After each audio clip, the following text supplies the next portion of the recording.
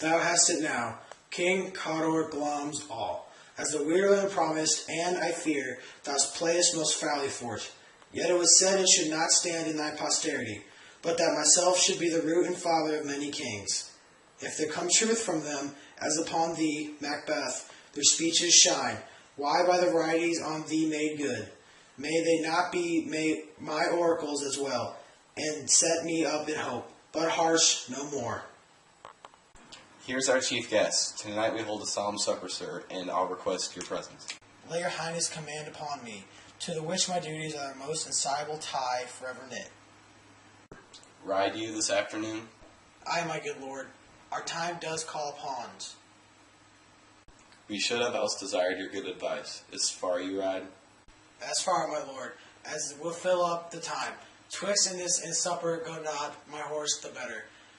I must become a borrow of the night for dark hour or twain. Fail not our feast. My lord, I will not. We hear our bloody cousins are bestowed in England and in Ireland, not confessing their cruel parricide. Hie you to horse, adieu, till you return at night. Go flounce with you? Aye, my good lord. I wish your horses swift and sure of foot, and so I do commend you to their backs. Farewell. Let every man be master of his time, till 7 at night, till supper time alone. Well then, God be with you. Sire, a word with you. Attend those men our pleasure. They are, my lord, without a palace gates. Bring them before us. To thus be is nothing, but to be safely thus our fears and banquos stick deep, and in his royalty of nature reigns that which would be feared, 'tis much he dares. There is none but he whose being I do fear, and under him my genius is rebuked. He chid the sisters when first they put the name of king upon me, and bade them to speak to him. Then prophet-like they hailed him father to a line of kings. Upon my head they placed a fruitless crown, no son of mine succeeding. For Banquo's issue have I filed my mind. For them the gracious Duncan have I murdered, only for them, and mine eternal jewel given to the common enemy of man, to make them kings, the seed of Banquo kings. Rather than so, come fate into the list. Who's there?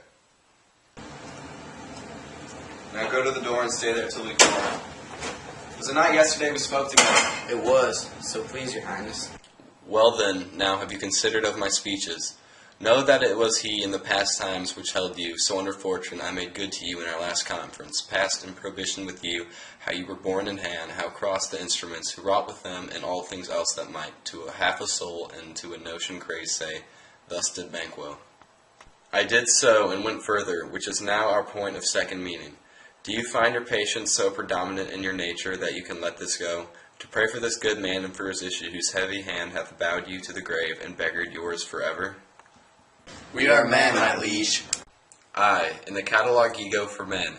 Now, if you have a station in the file, not I the worst rank of manhood sate, and I will put that business in your bosoms, whose execution takes your enemy off, who wear our health, but sickly in his life, which in his death were perfect. I am one, my liege, whom the vile blows in the face of the world have so incensed that I am reckless what I do spite the world.